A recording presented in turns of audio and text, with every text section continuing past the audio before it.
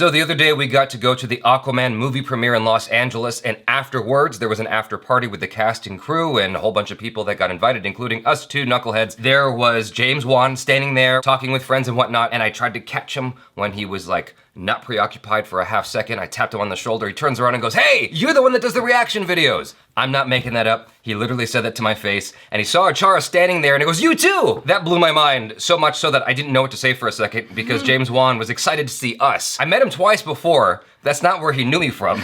He recognized us from the video he watched of ours. Now that I know he watches our content, at least when it's related to his movies, I just want to say AQUAMAN is a perfect movie. 10 out of 10. No problems whatsoever. You must go watch it now.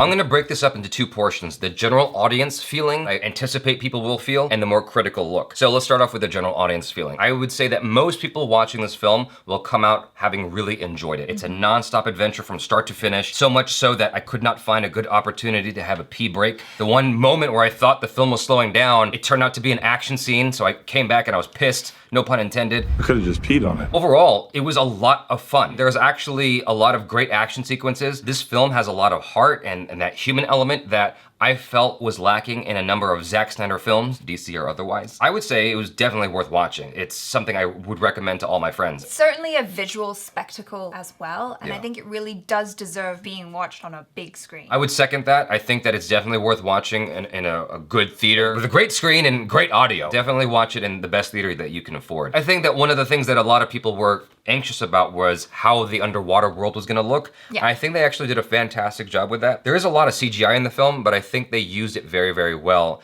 and effectively for the most part. I'll explain more about my personal feeling on that in the critical portion of the video, but just know that for most people, I think that they're just gonna really enjoy all of it. Yeah, and as someone who, as a kid, I absolutely loved the sea. Like, I had books on marine life and all of that. I was that kid. Just watching how they brought the world to life underwater, it was so magical. There's also an aspect of environmentalism in the film. It's woven throughout. It bordered on being too much, but they dialed it back just enough just to like really, you know, send the message home. Yeah, but just to remind you. Yeah, but it's not beating you over the head. They used it in a very artful way so as to inform the plot. Jason Momoa as Aquaman I thought was great. I've liked him since Justice League. Awesome. I was initially reluctant when, you know, they showed him in Batman v Superman, but watching him in Justice League and obviously watching him in this, I'm like, oh, he's a great Aquaman. Yeah, Like, he's awesome. He's just so charming and he looks great as Aquaman. He moves really well in the action sequences. He's perfect. Right, you buy him as the character that they constructed. Yeah. This person who is kind of rejected where he comes from, and they really justified in the movie. He's not just this guy with a chip on his shoulder for no reason. Like,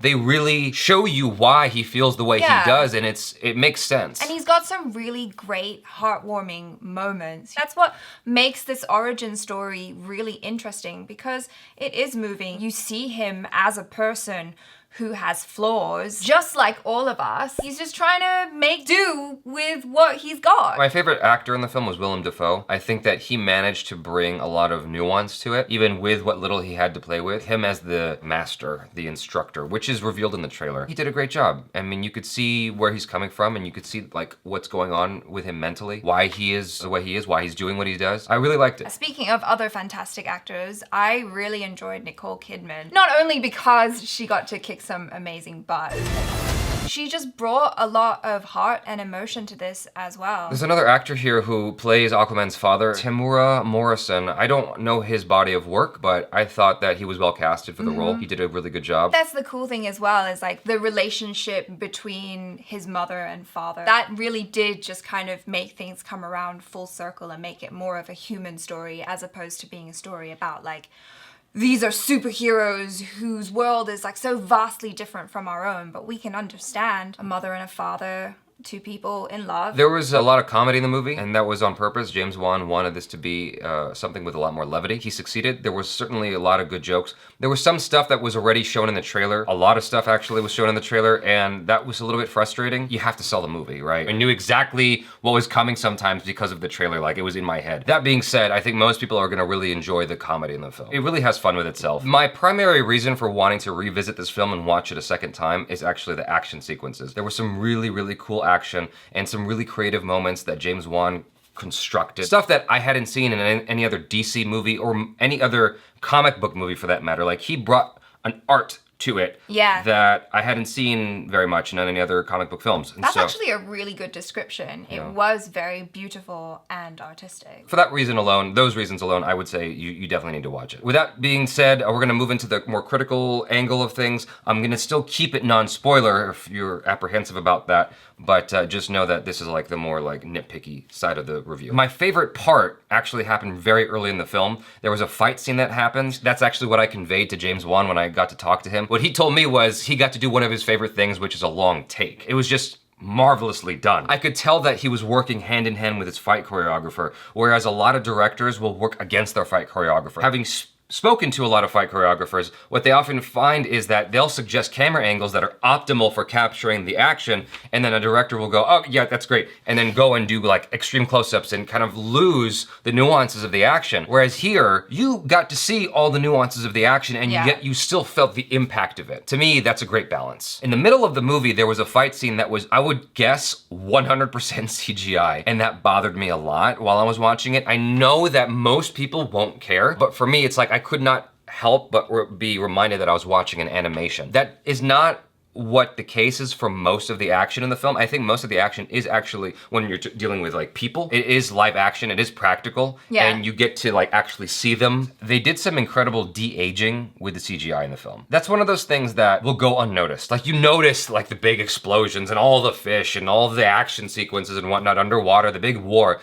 like that's very obvious. But what's not obvious is when someone is several years younger. Decades younger. Yeah, they did it in a very subtle way so that it didn't draw attention to itself. One of my favorite scenes was when they got to go down into the deep, and I felt like at that moment I could really see how James Wan's previous body of work as a horror director was kind of coming through, because that part was actually really scary. It brings across that feeling of how deep, dark, and mysterious and dangerous the deep underwater of the sea actually is. I certainly felt the same. I was concerned about how kids might feel, because there are some monster creatures in the movie that are quite scary looking. I was like, wow, he pushed that envelope of PG-13 as much as he could in this particular scene here. Before I forget, one thing I want to say is, and this is all ego. What the film was saying about Aquaman, him being like this hybrid of two worlds and how he has to save the world, it's like, I felt like that spoke to every single whatever ethnic person. I turned to you at the end of the movie and I was like, okay, so basically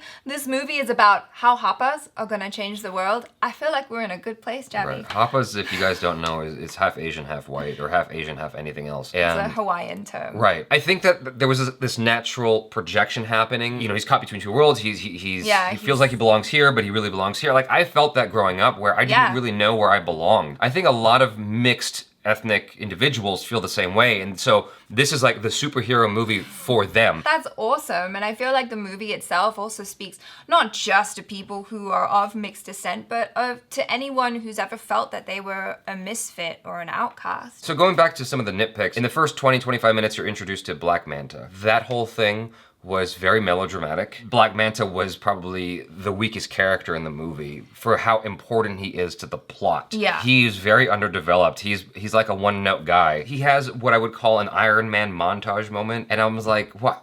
I don't understand why this character is being given this kind of tone in this scene. There was just some weird stuff with Black Manta in general. The action, don't get me wrong, was dope. Like, I thought there was some great action with Black Manta in general, and they made him look formidable and intimidating during certain scenes.